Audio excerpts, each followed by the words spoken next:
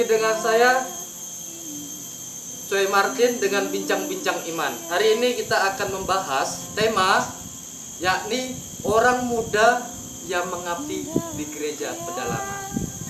Orang muda, jadi kita pikir orang muda kok mau ya mengabdi di gereja pedalaman. Nah, hari ini kita kedatangan tamu yang jauh sekali. Oke, mari kita sambut Bro Niko. Oke. Halo Bro Niko, kabarnya? Baik ya. Oke. Lepas ya? Oke, lepas. Oke. Halo. Sudah sampai mana sejauh ini perjalanan? Di mana? Di Tayap. Di Tayap. Di Tayap kemarin saya keliling ke mana itu perbatasan Kalbar-Kalteng ya? Desa Kalbar, itu. Kalbar. Mana? Sungai Ingin. Sungai Ingin. Ya. Wah, jauh sekali itu. Itu termasuk salah satu stasiun di Paroki Tayap Iya. yang jauh. Asik. Selain Beginji ya, selain Beginji. Durian, Ah, ikan, babi, ikan babi, terus apa lagi ya? Banyak lah pokoknya. kopi colam. Kopi colam. Oh, aku bawa. Oh, bawa. Bawa. Oke, kita hidangkan. Ini ada gelas kan? Oke, nanti Dikit aja ya. Dikit saja. Nanti kita Ya. break nanti beberapa. Ini dalamnya oleh-oleh dari Oke. Sungai Ingin. Oke, teman-teman yang sedang menonton, yang lagi rebahan, yang lagi jomblo, yang sudah punya pacar, hari ini kita mengangkat tema tentang orang muda seperti Bro Niko ini, orang muda yang mengabdi di gereja pedalaman. Jadi beliau, wah saya panggil beliau karena sudah lebih tua dari saya. Enggak, aku masih 21. 21. Oke, Bro Niko ini secara garis besar nanti bisa diberi penjelasan. Pernah mengabdi di salah satu gereja di Keuskupan Ketapang. Gereja manakah itu? Nah, mungkin bisa langsung cerita. Perkenalan dulu ya. Oh ya, boleh. Oke, maaf. Perkenalan dulu. Halo teman-teman umat Katolik yang dikasihi Tuhan. Ya, nama saya Nikolaus Ade Prasetyo. Saya biasa dipanggil Niko. Saya asalnya dari Jawa, Karanganyar, Solo, tempatnya Pak Jokowi, tapi bukan tetangga sama Pak Jokowi. Saya dari Solo. Saya ini ke Kalimantan Kalimantan Barat, Ketapang sejak tanggal 15 Desember. Baru-baru ini ya. Ya, liburan. Liburan Liburan. Jadi ceritanya saya liburan sekaligus bekerja karena saya bekerjanya WFH, bisa bekerja dari mana saja. Jadi saya datang ke sini untuk liburan. Setelah liburan saya lanjutkan masih di sini untuk sekalian bekerja dan kemungkinan pulang masih belum tahu. Oke. Ya, itu sedikit perkenalan dari saya. Status siapa tahu yang di sana yang jauh di Mato kan? Status sudah menikah atau belum? Sudah punya pacar atau masih jomblo? Kalau status di KTP masih lajang, belum nikah. KTP Oke belum guys, nikah. masih lajang. Jadi bagi Sesuai KTP para lo ya. Sesuai KTP ya, lo. jadi para putri-putri Tayap yang ingin dekat sama Bro Niko, nanti saya cantumkan nomor HP nanti di bawah, silakan di kontak person. Oke, Bro Niko, karena tema hari ini berkaitan dengan orang muda yang mengabdi di pedalaman, gereja pedalaman. Saya mau bertanya, ini para netizen itu sudah chat saya banyak sekali sampai 2000 ngechat saya. Pertanyaan yang paling sederhana, kenapa awal mula ingin bekerja di pedalaman, gereja pedalaman? Oh iya. Mungkin awalnya di gimana motivasi mau merantau, kan merantau ke pulau, seberang pulau. Oke, kalau latar belakangnya saya itu sebenarnya orangnya tuh suka main, istilahnya suka traveling. Jadi dari kuliah pun saya udah naik gunung, pergi kemana-mana di Jawa semua sudah sampai puncak di Jawa juga, Bali, pergi naik motor, memang sudah biasa. Tapi yang membuat kenapa Kalimantan, yang membuat spesial Kalimantan itu? Kenapa nggak Papua? Nah, pertama kali saya melihat Kalimantan itu 2012. Itu pertama kali saya traveling, bukan traveling sih, itu ada acara Indonesian Youth Day yang pertama kali di Sanggau, Kalimantan Barat. Waktu itu saya ikut menjadi perwakilan kontingen Keuskupan Agung Semarang bersama teman-teman yang lain. Kami mengikuti dan kami ditempatkan live in di Sintang, Kalimantan Barat. Nah, itu pertama saya masih buta Kalimantan, cuma tahu Kalimantan itu dari geografi, Dari peta, geografi dan dari peta. globe, ya. Ya, belum tahu sama sekali, masih buta Kalimantan. Waktu itu saya ikut penasaran, ya saya penasaran katanya ada, kan kalau orang Jawa itu ceritanya itu kan, Kalimantan itu nanti kena santet, kena Iya. santet. Mungkin ada masih perang Iya, sapi dan sebagainya kan. seperti itulah, Nah, masih apa ya, pikirannya masih seperti itu orang Jawa. Iya. Saya pengennya itu, saya nggak percaya kalau saya belum buktikan. Iya, iya. Akhirnya saya ikut itu, kami live in di Kesupan Agung Semarang, kontingen live in di Sintang, Kesupan Sintang, dan saya ditempatkan di stasiun di desa yang perbatasan dengan Malaysia.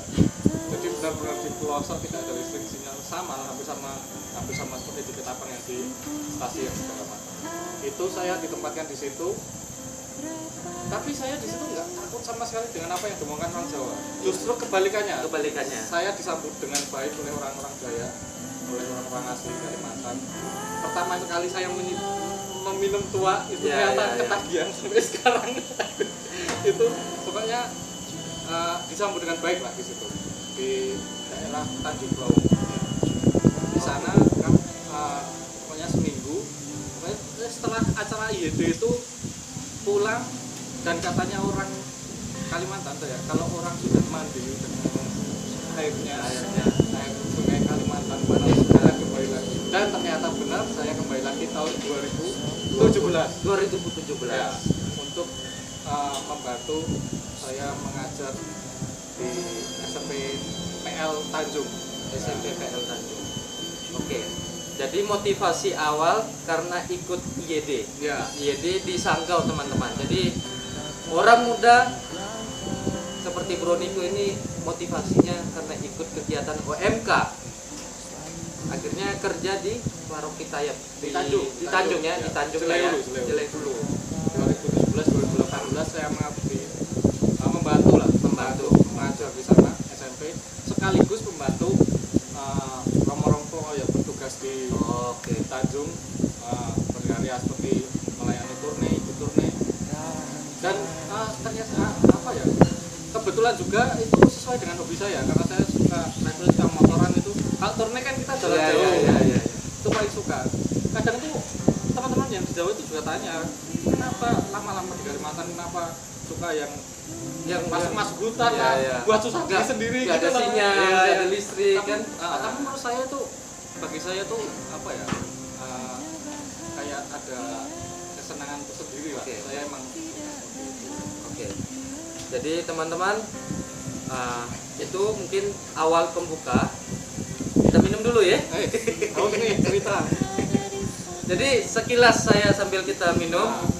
Jadi Bro Niko ini guru bahasa Indonesia ya, Iya, guru guru sastra Indonesia, sastra Indonesia yang mengajar di Yayasan Pengudi Luhur di SMP Tanjung. Jadi kurang lebih Ya. sudah berkarya di Tanjung kurang lebih 1 tahun saya mengajar, tapi totalnya 1 tahun setengah. 2018 pertengahan oke. saya kembali ke Jawa karena masa kontrak sudah selesai dan saya mendapat pekerjaan baru di Jawa. Saya kembali ke Jawa 2018. Saya sekarang statusnya bekerja sebagai penulis berita, wartawan. Oke. Tapi penulis Usut punya usut. Ya. Jadi Bro Niko ini teman-teman yang lagi menonton sekarang karena sudah selesai mengajar di Tanjung, sekarang beliau ini menjadi wartawan, jurnalis Kompas. Ya, Kompas ya? Ya, ya. Oke, Kompas. Ya, salah satu Jadi stasiun suatu Indonesia. kebanggaan ya. Mungkin dari dirinya Bro Niko, apalagi saya juga orang muda, jadi merasa bangga berkarya di dalam, di luar ya, maksudnya di luar pedalaman, lalu akhirnya menghasilkan buah yang melimpah seperti Bro Niko ini. Mungkin bisa diceritakan lagi sedikit, apakah juga terbesit di pemikiran Bro Niko itu soal seperti Yesus wartakanlah kabar dunia ke seluruh dunia lah, intinya seperti itu ya. Nanti saya cantumkan ayatnya di bawah ini.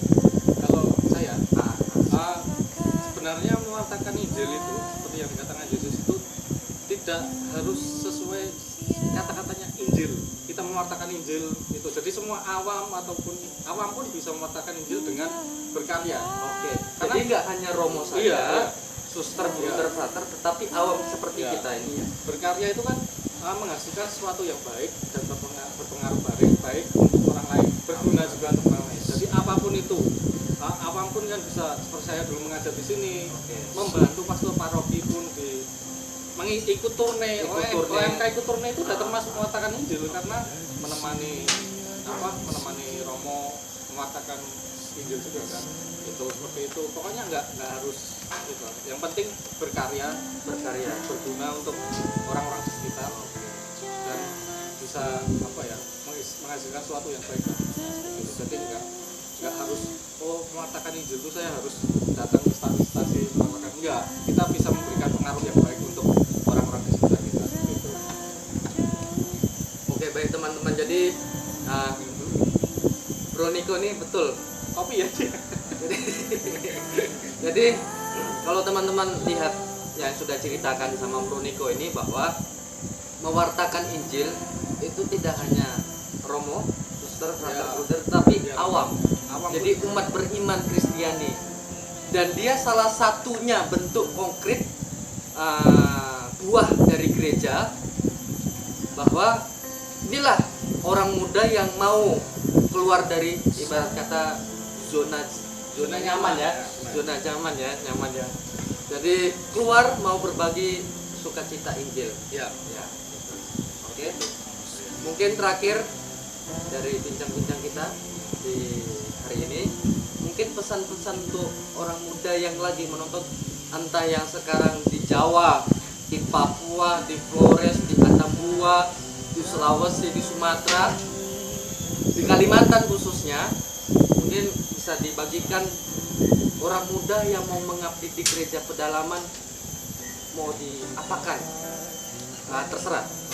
Kalau pesan saya, yang pertama tadi jangan takut keluar dari zona nyaman. Jadi ayolah pergi, maksudnya menjadi, apalagi cowok, laki-laki itu. Oke, apalagi cowok. Kan Oke. Pak Martin orang, Saya orang Sumatera loh. orang Bro. Sumatera kan laki-laki harus merantau kan. Iya, Itu iya. pokoknya Oke. harus merantau. Kalau pokoknya mencari pengalaman di luar zona nyaman. Karena kalau kita nggak keluar itu, kita cuma seperti tadi saya tahunya Kalimantan itu pertama hal-hal yang mistis dan lain. Setelah saya di sini ya jatuh cinta. Maksudnya Kembali lagi. Iya, kembali terus pasti mendapatkan sesuatu yang baru dan juga kalau kita sudah merasakan sendiri itu ada nilai-nilai yang bisa direfleksikan seperti itu. Karena jujur saja waktu saya pulang ke Jawa, saya mendaftar ke tempat saya bekerja yang baru ini jadi jurnalis itu, waktu saya diwawancara, bahan apa yang saya omongkan waktu wawancara itu ada pengalaman saya selama setahun di Tanjung berkarya di Kalimantan, apapun yang saya alami di pedalaman, dan ternyata itu membuat orang-orang di Kompas yang mewawancarai saya itu kayak terbuka, jadi terbuka. Ternyata sebenarnya pedalaman kondisinya seperti ini. Nah itu saya bersyukurnya dari itu buah baiknya di situ. Baik. Jangan takut keluar lah pokoknya. Pasti ada, walaupun susah awalnya terlihat gimana ya, kan pertama saya hidup di Jawa, apapun ada. Setelah di sini seadanya, bukan apapun apa seadanya. Tapi seadanya pun bisa membuat kita bersyukur seperti itu. Jadi ya dinikmati saja dimanapun kita berada, itu yang penting kita menikmati. Oke teman-teman, bincang-bincang iman kita pada hari ini dengan tema orang muda yang mengabdi di gereja pedalaman kita akhiri sampai sekarang, sudah selesai. Dan jangan lupa teman-teman yang lagi menonton, yang lagi rebahan, yang lagi ngopi, yang lagi berpacaran, yang lagi jomblo, yang sudah punya keluarga, jangan lupa nonton channel Paroki Tayap dengan cara Jangan lupa like, comment, share, dan subscribe. Dan jangan lupa jaga kesehatan dan pakai masker. Terima kasih. Yang paling pahit mungkin ya. pernah sih waktu itu waktu tugas di Tanjung itu